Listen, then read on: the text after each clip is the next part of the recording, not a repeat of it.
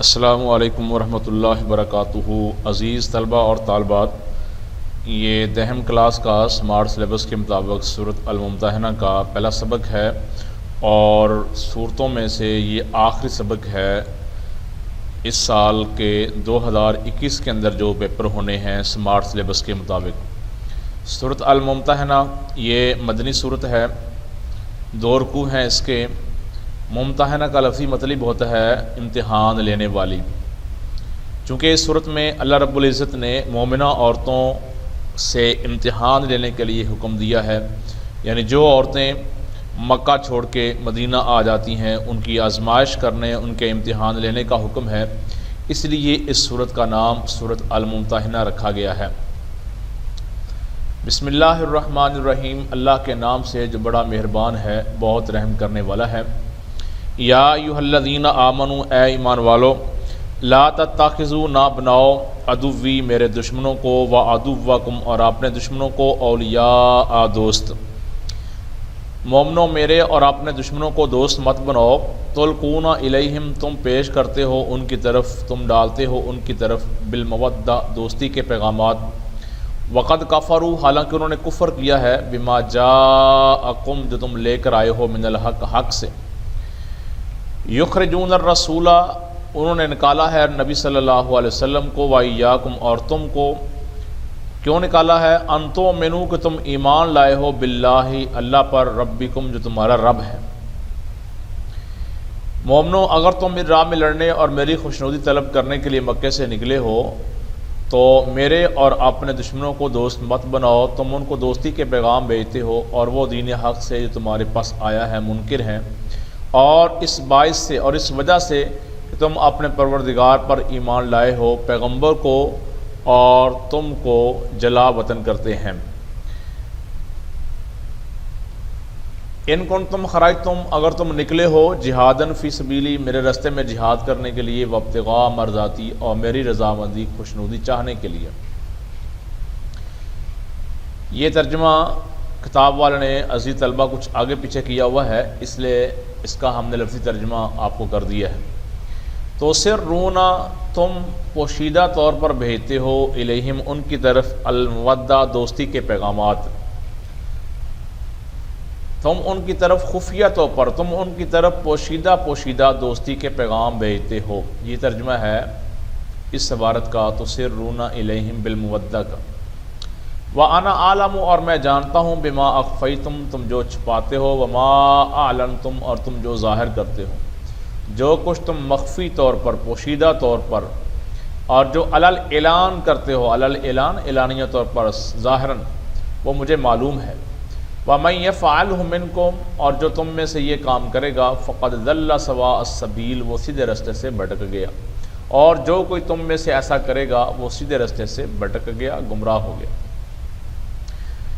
یہ سورۃ الممتحنہ کی پہلی آیت ہے۔ اس آیت کا ایک خاص پس منظر ہے، سبب ہے نزول کا۔ نبی مکرم صلی اللہ علیہ وسلم نے صحابہ سے یہ میٹنگ کی، مشورہ کیا کہ ہم لشکر تیار کر کے مکے کے اوپر حملہ کرتے ہیں خفیہ طور پر، تاکہ مکے والوں کو تیاری کا موقع نہیں ملے گا اور اللہ کے گھر میں خون نہ بہے، لڑائی نہ ہو، جھگڑا نہ ہو، فتنہ فساد نہ ہو۔ آپ صلی اللہ علیہ وسلم نے صحابہ سے یہ رائے دی اور یہ مشورہ کیا صحابہ سے، اور ساتھ یہ کہا گیا کہ اس رائے کو مخفی رکھا جائے تاکہ مکے والے وہ ہمارے پہنچنے سے پہلے تیاری نہ کر سکیں اور اللہ کے گھر میں کسی کا خون نہ بہے۔ لیکن آپ صلی اللہ علیہ وسلم کو اللہ تعالیٰ نے اطلاع دی کہ ایک عورت ہے، سارا اس کا نام ہے، اور روضہ خاخ نامی باغ کے اندر وہ جا رہی ہے، اور آپ نے جس بات کو مخفی رکھا تھا، پوشیدہ رکھا تھا، وہ راز مکے والوں کو ظاہر ہونے جا رہا ہے۔ آپ صلی اللہ علیہ وسلم نے حضرت علی المرتضیٰ رضی اللہ عنہ اور دیگر صحابہ کو بھیجا۔ وہ صحابہ گئے، واقعتاً اس باغ کے اندر وہ بی بی جا رہی تھی۔ حضرت علی رضی اللہ عنہ کہنے لگے بھی تیرے پاس خط ہے، وہ ہمارے حوالے کر دے۔ تو وہ عورت کہنے لگی کہ میرے پاس تو کوئی خط نہیں ہے۔ حضرت علی رضی اللہ عنہ کہنے لگے کہ تمہارے پاس خط ہے، میرے حوالے کر دو۔ اس نے کہا کہ تمہیں غلط فہمی ہوئی ہے، میرے پاس تو کوئی خط نہیں۔ تو حضرت علی رضی اللہ عنہ کہنے لگے کہ جس نے ہمیں بھیجا ہے ان کی زبان کے اوپر ہمیں شک نہیں ہے۔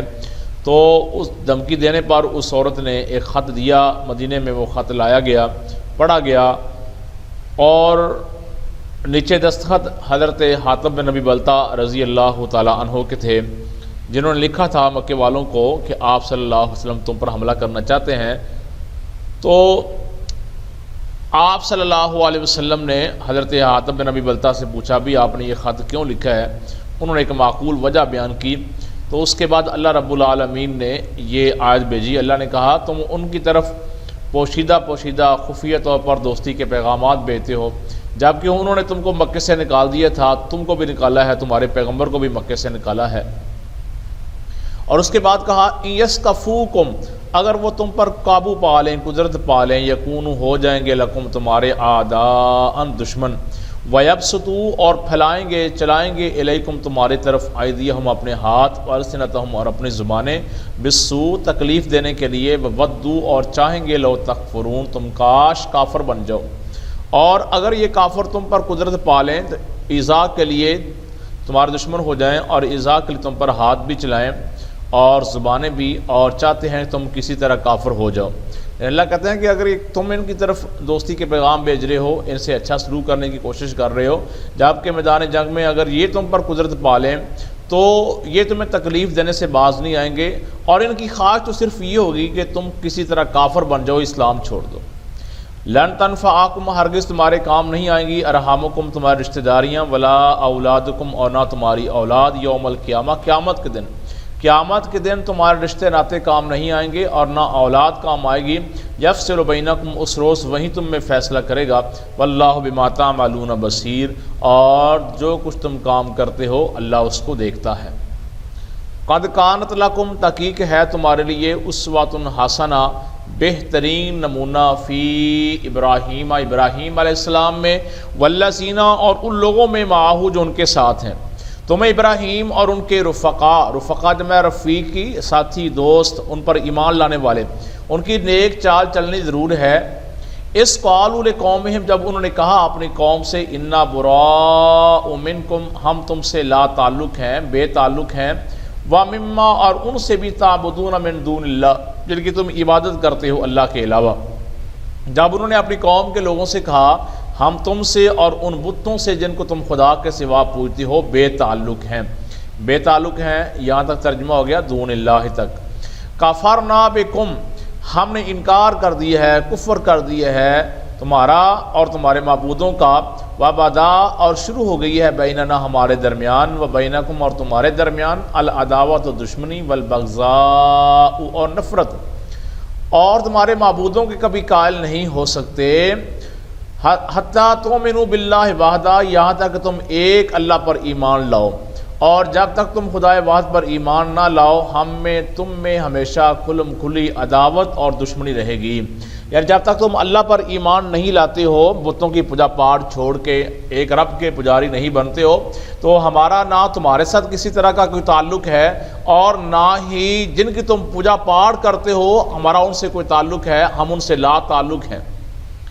اللہ قول ابراہیم مگر ابراہیم علیہ السلام کا کہنا لابیہ اپنے باپ کو، لاستغفرن میں ضرور بخشش کی دعا کروں گا، مغفرت مانگوں گا، لکا آپ کے لیے، وما املک لکا اور میں نہیں اختیار رکھتا آپ کے لیے، من اللہ سے من شیئن کچھ بھی، اور میں خدا کے سامنے آپ کے بارے میں کسی چیز کا اختیار نہیں رکھتا۔ ربنا علیک توکلنا اے رب ہمارے ہم نے آپ پر بھروسہ کیا ہے، وإلیک انبنا اور تیری طرف ہم رجوع کرتے ہیں، وإلیک المصیر اور تیری طرف ہمیں لوٹ کر جانا ہے۔ جناب ابراہیم علیہ السلام کے والد محترم کا ذکر کیا ہے اللہ رب العالمین نے ان آیات میں۔ ابراہیم علیہ السلام کے والد جن کا نام قرآن آذر پیش کرتا ہے، چونکہ مسلمان نہیں ہوئے تھے، انہوں نے جب ابراہیم علیہ السلام نے اپنے باپ کو سمجھایا ابا جان جن کی آپ پوجا پاٹ کرتے ہیں یہ اللہ کے سامنے کسی نفع نقصان کے مالک نہیں ہیں، ان کی پوجا پاٹ نہ کریں بلکہ ایک رب کی عبادت کریں، تو قوم کے ساتھ ساتھ بادشاہ کے مخالفت کے ساتھ ساتھ باپ بھی مخالف ہو گیا، اور اسے دھمکی لگائی کہ بیٹا میرے گھر کو چھوڑ، یا ان بتوں کو برا کہنا چھوڑ دے یا پھر میرے گھر کو چھوڑ دے، لارجمنک میں تجھے سزا دوں گا، رجم کر دوں گا، مار دوں گا۔ تو ابراہیم علیہ السلام نے توحید کی خاطر، اللہ کے دین کی خاطر اپنے گھر بار کو خیر بات کہہ دیا، اور جاتے وقت اپنے باپ سے الفاظ کہتے اللہ اللہ سے میں آپ کے لیے مغفرت کی دعا کروں گا، بخشش کی دعا کروں گا۔ لیکن جب یقین ہو گیا کہ باپ کفر کی حالت میں فوت ہوا ہے تو ابراہیم علیہ السلام نے اپنے باپ کے لیے مغفرت کرنا چھوڑ دی تھی۔ ربنا، اے رب ہمارے، لا تجعلنا، نہ بنا ہم کو فتنۃ، آزمائش، للذین کفروا، ان لوگوں کے جو کافر ہیں، واغفر لنا، ربنا، اے رب ہمارے ہم کو معاف کر دے، انک انت العزیز الحکیم، بے شک تو غالب ہے، حکمت والا ہے۔ اے ہمارے پروردگار ہم کو کافروں کے ہاتھ سے عذاب نہ دلانا، اے ہمارے پروردگار ہم کو معاف فرما، بے شک تو ہی غالب ہے، حکمت والا ہے۔ لقد کان لکم، تحقیق ہے تمہارے لیے، فیہم ان میں، اسوۃ حسنہ، بہترین نمونہ، لمن اس آدمی کے لیے، کان یرجو اللہ جو امید رکھتا ہے اللہ سے ملنے کی، والیوم الآخر اور قیامت کے دن کے آنے کی۔ تو مسلمانوں کو یعنی جو خدا کے سامنے جانے اور روز آخرت کے آنے کی امید رکھتا ہو، اسے ان لوگوں کی نیک چال چلنی ضرور ہے۔ وَمَن يَتَوَلَّ، اور جو روح گردانی کرے گا، فَإِنَّ اللَّهَ، بے شک اللہ تعالیٰ، هُوَ الْغَنِيُّ، بے پرواہ ہے، الحمید، تعریف کیا گیا ہے۔ اور جو روح گردانی کرے، نافرمانی کرے، بات نہ مانے، تو اللہ بھی بے پرواہ ہے اور سزاوار حمد و ثنا ہے، تعریف کیا گیا ہے۔ اس کے بعد الفاظ کے معنی ہیں، تلقون، تم ڈالتے ہو، تو سرون، تم چھپاتے ہو، یسکفوکم، اگر تم پر قابو پا جائیں، براء، بیزار۔ اس کے بعد شارٹ سوال ہیں اس مشق میں سے، پہلے دو شارٹ سوال ان کے جوابات وہ ایک ہی ہیں، پہلا سوال آ جائے اس کا جواب یہی ہوگا، اور دوسرا سوال اگر آ جائے تو اس کا جواب یہی ہوگا۔ پہلے دو سوالوں کا جواب یہاں تک ہم کرنے جا رہے ہیں، یا ایھا الذین آمنوا سے لے کے مومنو، اگر تم میری راہ میں لڑنے کے لیے، یہاں سے لے کے پیغمبر کو اور تم کو جلا وطن کرتے ہیں، یہاں تک پہلے دو سوالوں کا جواب ہو جائے گا۔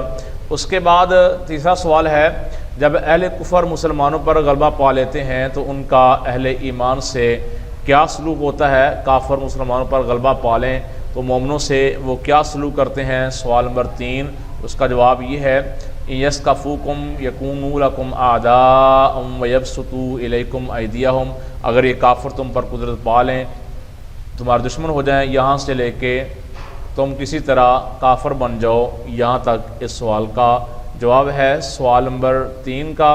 اس کے بعد ہے شارٹ سوال نمبر 4، ان آیات میں ابراہیم علیہ السلام کے کس اسوہ حسنہ کی پیروی کا حکم دیا گیا ہے؟ آخری شارٹ سوال، اس کا جواب یہاں سے شروع ہوتا ہے اور یہاں تک اس سوال کا جواب ہے، تمہیں ابراہیم اور ان کے رفقا کی نیک چال چلنی ضرور ہے، یہاں سے لے کے جب تک تم خدا وحید پر ایمان نہ لاؤ، ہم میں تم میں ہمیشہ کھلم کھلی عداوت اور دشمنی رہے گی، یہاں تک اس سوال کا جواب ہے۔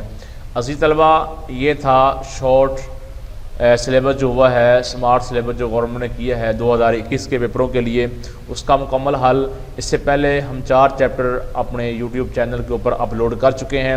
اگر آپ کو ہماری یہ کاوش پسند آئے، ہمارے چینل کو سبسکرائب کرنا مت بھولیے گا، اپنے دوست احباب کو ہمارے چینل کی طرف دعوت دیں، ہمارے ان لیکچر کو لائک کریں، آگے اپنے دوستوں کے ساتھ شیئر کریں۔ السلام علیکم ورحمۃ اللہ وبرکاتہ۔